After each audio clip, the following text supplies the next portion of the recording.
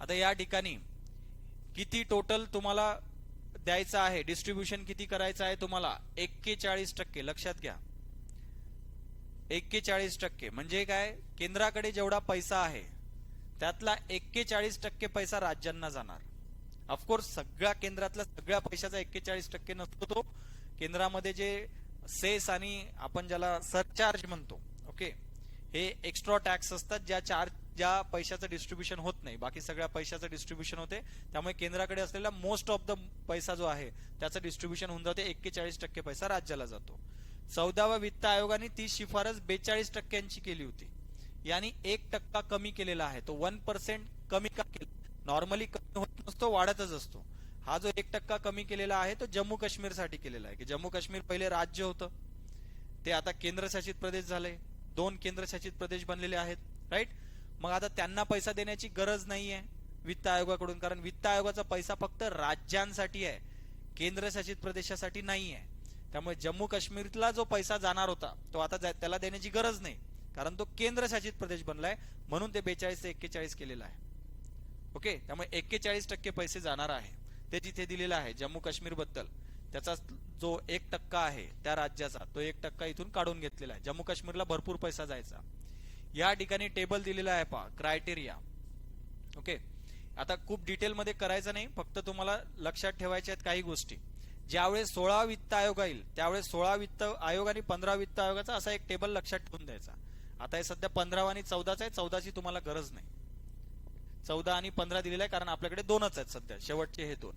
आता इथे तुम्हाला लक्षात येत असेल पहा की चेंज कसे होते. त्यावेळेस प्रत्येक वित्त आयोग सेम क्रायटेरिया वापरेल असं नाहीये, त्याच्यामध्ये बदल होत राहतात. जसं की या ठिकाणी इन्कम डिस्टन्स हा एक क्रायटेरिया वापरलेला आहे. इन्कम डिस्टन्स हा क्रायटेरिया राज्यांसाठी आहे. याचा अर्थ काय की भारतामध्ये ज्या राज्याचा दरडोई उत्पन्न खूप जास्त आहे त्या राज्यापेक्षा ज्या राज्याची तुलना केली जात आहे त्याचं दरडोई उत्पन्न किती आहे त्याच्यानुसार त्याला पैशाचं डिस्ट्रीब्युशन होईल.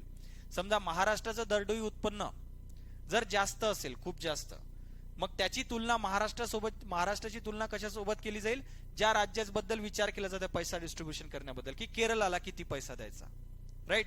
मग महाराष्ट्राच्या दरडोई उत्पन्न आणि केरळाचं दरडोई उत्पन्न याच्यामध्ये तुलना केली जाईल आणि तो किती फरक आहे त्यांच्या उत्पन्नाचा त्याच्या बेसिसवर त्याला पैसे दिले जातील. ओके, तर त्याचं वेटेज किती आहे, 45%. म्हणजे जेवढा पैसा दिला जातो, जेवढं वेटेज आहे, वेटेज इथे ओव्हरऑल किती आहे, 100. ओके, हे जे 100% पैकी 45% वेटेज कशाला आहे पैसे देण्यामध्ये, की त्याचं इन्कम डिस्टन्स किती आहे, ज्या राज्याकडे सर्वात जास्त पैसा आहे त्याच्यापेक्षा याच्याकडे किती कमी पैसा आहे, त्याच्या बेसिसवर 45% निर्णय त्याच्या बेसिसवर घेतला जाईल डिस्ट्रीब्युशनचा, पैसे डिस्ट्रीब्युशनचा. त्यानंतर 1971 ची पॉप्युलेशन जी होती, लोकसंख्या, 14 वित्त आयोगाने 17.5% वेटेज त्याच्यासाठी ठेवलेलं होतं. पैसा डिस्ट्रीब्युशन मध्ये 17.5% निर्णय 1971चा पॉप्युलेशनचा. 15 वित्त आयोगाने 1971चं पॉप्युलेशन घेतलंच नाही, राईट. मी बोललो होतो, तुम्हाला सांगितलं होतं 2011, ठीक आहे, तो घेतला होता. तेच इथे दिलेलं आहे. 10% वेटेज होतं पहिले 2011च्या पॉप्युलेशनचं 14 वित्त आयोग मध्ये, ते इथे 15% करण्यात आलंय. मग इथे पहिले प्रॉब्लेम होता बाकीच्यांना, जे साऊथचे जे राज्य होते, ओके, त्यांना काय प्रॉब्लेम होता, त्यांना लक्षात येत होतं की आपलं कमी होऊन जाईल 2011 नुसार जे आहे पॉप्युलेशन यांची खूप वाढून जाईल साऊथच्या, नॉर्थच्या स्टेटची, आणि यांची पॉप्युलेशन नाही वाढलेली आहे तेवढी साऊथच्या स्टेटची. त्यांना वाटलं आपल्याला पैसा कमी भेटेल, म्हणून त्यांनी सरकारला डिमांड केली होती की त्याच्यामध्ये थोडेसे बदल करा. म्हणून हे जो खालचा जो क्रायटेरिया आहे हा नंतर आलेला क्रायटेरिया, याच्यामध्ये चेंज केलेला आहे नंतर.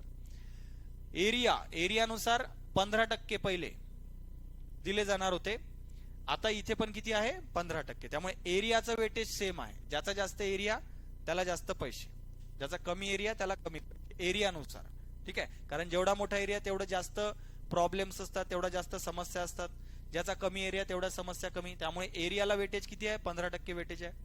फॉरेस्ट कव्हर, की तुमच्या राज्यामध्ये किती पर्सेंटेज तुमच्या राज्याचं फॉरेस्ट आहे, ठीक आहे, त्याच्या बेसिसवर 14 वित्त आयोग 7.5% देत होता, तो इथून काढून टाकलाय, कारण इथे नवीन क्रायटेरिया टाकला, फॉरेस्ट अँड इकॉलॉजी. फक्त फॉरेस्ट कव्हर नाही, तुम्ही जंगल, ओव्हरऑल तुमची नैसर्गिक साधन संपत्ती जी आहे त्याचा तुम्ही कसा वापर करता, त्याच्याबद्दल तुमचे काय प्रयत्न आहेत, त्याचं वेटेज इथे 10% करण्यात आलं.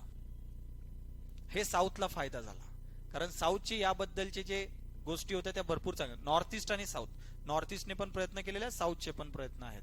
त्यामुळे इथे साऊथला फायदा झालेला आहे. त्यांची जे प्रॉब्लेम होता की बाबा हे जे आहे याच्यामुळे आमचा पैसा कटणार, राईट, इथे त्यांना बॅलन्स करण्यात आलं. पुन्हा पहा डेमोक्रॅटिक परफॉर्मन्स, लोकसंख्या कंट्रोल करण्यामध्ये त्यांनी किती प्रयत्न केले.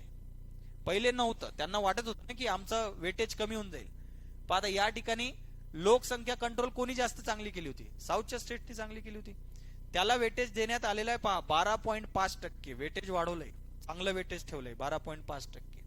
ठीक आहे, कारण साऊथच्या स्टेटचा पैसा कमी होऊ द्यायचा नव्हता या 2011च्या पॉप्युलेशन क्रायटेरियामुळे. कारण 71 पासून 2011 पर्यंत साऊथची पॉप्युलेशन कमी झाली होती. त्यांना वाटत होती की आमचा पैसा जाणार, कारण इथे 14 वित्त आयोग जास्त वेटेज 1971च्या पॉप्युलेशनला देतात. त्यावेळेची पॉप्युलेशन वेगळी होती, आताची पॉप्युलेशन खूप फरक पडलेला आहे. म्हणून त्यांना बॅलन्स करण्यासाठी इथे डेमोक्रॅटिक परफॉर्मन्सचा क्रायटेरिया आलेला आहे की लोकसंख्येतलं तुमचं कशी तुमची कामगिरी कशी आहे लोकसंख्या कंट्रोल करण्यामध्ये. तर त्याच्या बाबतीत 12.5%. त्यानंतर टॅक्स एफर्ट, टॅक्स कलेक्ट करण्यामध्ये तुमचे किती प्रयत्न आहेत.